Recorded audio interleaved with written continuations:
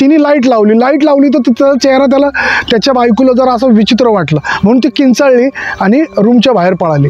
आता तिचा आवाज ऐकून वर गेला आणि तो थांबला होता आजूबाजूचा परिसर बघत. तर त्याला जाणवलं की मागे कोणतरी येऊन थांबले, म्हणून त्यांनी मागे वळून बघितलं. जसं वळून बघितलं तसं त्याला असं वाटलं की आपल्या अंगातून काहीतरी गार वारं पास झालंय. हा घाबरला की तो असा विचित्रपणे बघायचा, त्याच्या स्वतःच्या बायकोकडे विचित्रपणे बघायचा, त्याच्या वहिनीकडे विचित्रपणे बघायचा, भावाकडे आता यांच्या लक्षात आलं की काहीतरी माणसाला त्याला दाखवल्यानंतर हे कळलं की त्या जे बंगल्यामध्ये हा थांबला होता आणि जो टेरिसवर गेलता तिथं एक आत्मा होती. त्या आत्मेने याला धरलंय आणि त्या बंगल्यामध्ये ती आत्मा होती. आता हे ऐकून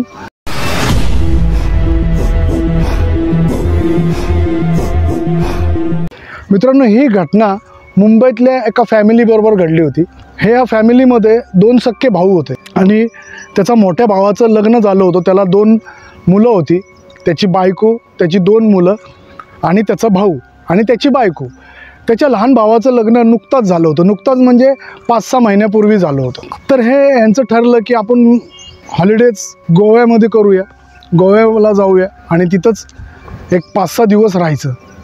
हे मुंबईमधनं निघाले, हे गोव्यात पंजिम इथं पोचले आणि त्यांनी तिथं एक बंगलो रेंटनी घेतला. मित्रांनो, ह्या एरियाचं नाव माहिती आहे, पणजीमध्ये कुठं आहे हा एरिया, हा बंगलोचं नाव माहिती आहे, तो बंगला कोणत्या एरियात आहे, पण काही प्रॉपर्टी इश्यूमुळं हे नाव मी सांगू शकत नाही. मित्रांनो, आता हे त्या एरियात पोचले, त्यांनी एक बंगलो रेंटनी घेतला आणि त्याचा मोठा भाऊ आणि त्याचा लहान भाऊ, हे 2 जण भाऊ आपल्या परिवाराबरोबर त्या बंगल्यामध्ये राहायला लागले. आता पहिला दिवस होता, काही संध्याकाळची वेळ होती. ह्याचा जो मोठा भाऊ होता आणि त्याची मुलं आणि त्याची बायको एका रूममध्ये होते आणि हा जो लहान भाऊ आणि त्याची बायको ते एका रूममध्ये होते. आता संध्याकाळी यांचं ठरलं की जेवायला जायचं. तर हे 7 वाजता निघाले आणि गोव्यामध्ये जाऊन एका रेस्टॉरंटमध्ये यांनी जेवण केलं. हा जो भाऊ होता, हे 2 भाऊ, ह्यांना व्यसन कुठलंच नव्हतं. ना ते कधी सिगरेट प्यायचे, ना दारू प्यायचे, ना बाकी काय करायचे. त्यांना खाण्यापिण्याचं भरपूर व्यसन होतं, नॉनव्हेज खाणे वगैरे असं भरपूर काय. आता हे जेवण वगैरे करून आले आणि त्या बंगल्यात आले. आता रात्रीचे काय 10:30 पावणे 11ची वेळ होती. तर त्याचा भाऊ बोलला की ठीक आहे, आता उद्या सकाळी आपण मग काय करू, फिरायला जाऊया लवकरच, तर झोपा तुम्ही, आता आम्ही झोपतो. त्याचा भाऊ, त्याची मुलं, त्याची बायको एका रूममध्ये गेले त्या बंगलोच्या. त्याचा लहान भाऊ आणि ह्याची बायको हे रूममध्ये गेले. आता ह्याला अचानकच काय वाटलं की आत्ता जेवण करून आलो आहे तर आपण थोडा वेळ रिलॅक्स होऊ दे. तर तो त्याच्या बायकोला बोलला की चल टेरिसवर थांबू. त्याची बायको बोलली की नाही नको, मला कंटाळा आला आहे, मी झोपते जरा, तुम्ही या जाऊन. तर म्हणला ठीक आहे, तू कर आराम, मी जातो. तर हा टेरिसवर गेला. आता रात्री 11:30 पावणे 12ची वेळ होती. हा टेरिसवर गेला आणि तो थांबला होता आजूबाजूचा परिसर बघत. तर त्याला जाणवलं की मागे कोणतरी येऊन थांबले, म्हणून त्यांनी मागे वळून बघितलं. जसं वळून बघितलं तसं त्याला असं वाटलं की आपल्या अंगातून काहीतरी गार वारं पास झालंय. हा घाबरला की असं काय झालं आणि टेरिसवर तर अंधार होता, म्हणून ह्यांनी काय केलं की जाऊ दे बाबा, आपण खाली जाऊन झोपूया. आता तो त्याच्या रूममध्ये गेला, त्यांनी रूम बंद केला आणि बायको शेजारी झोपला होता. तर तिथंच आहे ना, त्याला जो दरवाजा होता ना तिथं ह्याचं लक्ष गेलं. तर त्याच्याकडे एक असं विचित्र विद्रूप चेहरा त्याच्याकडे बघत होता. तर तो असं डचकून उठला आणि लाईट ऑन केली, तो कोणी नव्हतं. तर आता ह्यानी डोक्यातनं काढलं आणि झोपला.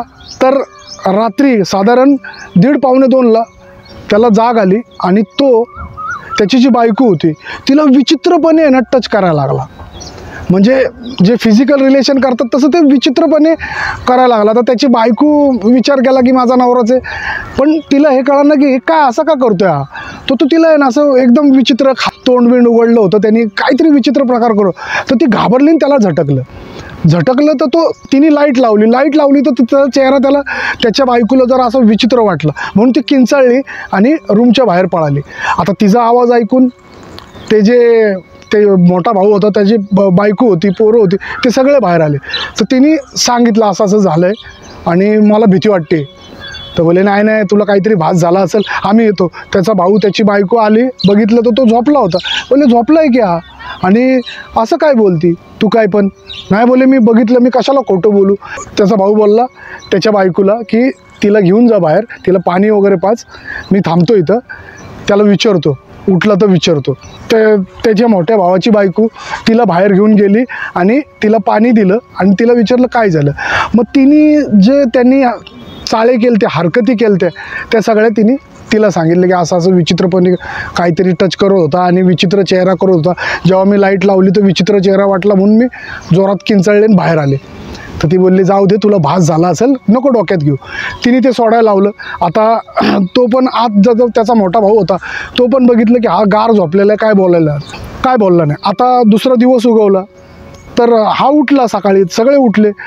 तर ते आता गोव्यातली रूम म्हणजे कसं की त्यांना तिथं किचन पण असतं आणि बऱ्यापैकी सामान पण असतं, बंगलोवालेच ठेवतात रेंटनी देणारे. तर त्याच्या मोठ्या भावाच्या बायकोनी चाय वगैरे बनवली, सगळेजण बसले होते चहा पीत.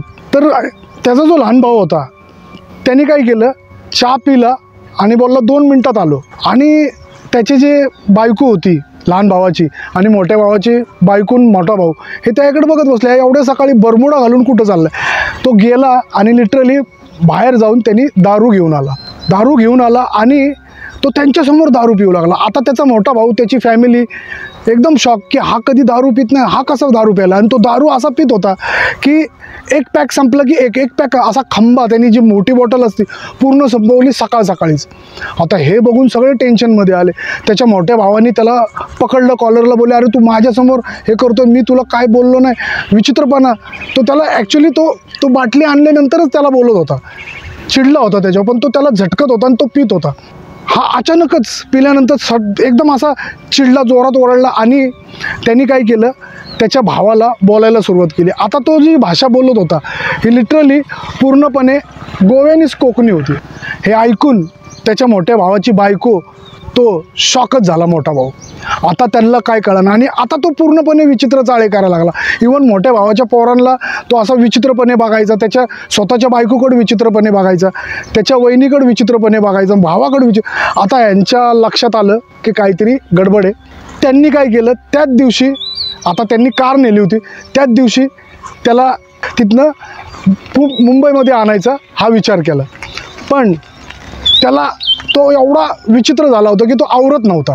त्याच्यामुळं तो जो बंगलोचा मालक होता त्याला त्या मोठ्या भावाने सांगितलं की असं काहीतरी किस्सा घडला आहे, पण मला प्लीज हेल्प करा, कारण की ह्यांना आता आम्हाला मुंबईला न्यायचं आहे. तर त्यांनी काय केलं, त्याच्याच इथली 2 यंग मुलं होती, त्यांना बोललं ह्यांच्याबरोबर जा, हे येताना तुम्हाला पैसे देतील, पण ह्यांना सुखरूप ह्याला आवर. हा यांचा मोठा भाऊ गाडी चालू आहे. ते 2 जण मुलं बसली, यांनी दुसरी गाडी केली, त्याच्यात त्याची फॅमिली म्हणजे 2 भावांच्या त्या 2 बायका आणि त्याची मुलं, ते एका गाडीत आणि एका. आता हे मुंबईमध्ये आले आणि मुंबईमध्ये आल्यानंतर त्याच्या भावाने एका माणसाला त्याला दाखवल्यानंतर हे कळलं की त्या जे बंगल्यामध्ये हा थांबला होता आणि जो टेरिसवर गेलता तिथं एक आत्मा होती, त्या आत्मेने याला धरलं आहे आणि त्या बंगल्यामध्ये ती आत्मा होती. आता हे ऐकून हा मोठा भाऊ चिडला आणि त्यांनी सरळ त्याच्याकडे त्या लॉजचं कार्ड होतं, ज्या बंगलोवाल्याचं कार्ड होतं, त्यांनी तिथं फोन केला आणि त्याला फोन करून शिवीगाळ करायला लागला की बोले असं तुम्ही का नाही सांगितलं, हे रेंटनी का देता वगैरे, हे बोलणं झाल्यानंतर तो तिकडनं काय बोलला, हो का आम्हाला तर कधी जाणवलं नाही, आम्ही कधीच असं अनुभवलं नाही, तुमच्या भावाबरोबर असं काय झालं आम्हाला माहीत नाही, आणि फोन कट झाला. आता लिटरली हे बरोबरच आहे, जो रेंटनी देतो तो खरं सांगणारच नाही की इथं ह्या वास्तूमध्ये असं काय आहे. तर मित्रांनो, ह्या घटनेनंतर जवळजवळ 4 महिन्यानंतर त्याच्या अंगातून तो प्रेतात्मा निघाला. मित्रांनो, असं भरपूर वेळा होतं की आपण एखाद्या अनोळखी ठिकाणी जातो, तिथली आपल्याला माहिती नसती, आपण बिंदासपणे तिथं वावरतो, पण कित्येक वेळा असं होतं की आपल्याला जागा नसतात माहिती, त्यामुळं असे परिणाम भोगायला लागतात. मित्रांनो, ही घटना आम्हाला पाठवली आहे, हे त्याच मोठा भाऊ होता, त्यांनीच आम्हाला पाठवली, त्यांनीच आम्हाला ही घटना सांगितली, ती घटना त्यांच्या भावाबरोबर घडली. तर मित्रांनो, अशाच मिस्टिरियस, हंटेड, हिस्टॉरिकल घटना ऐकण्यासाठी तुम्ही आमच्या चॅनलला नक्की फॉलो करा. धन्यवाद.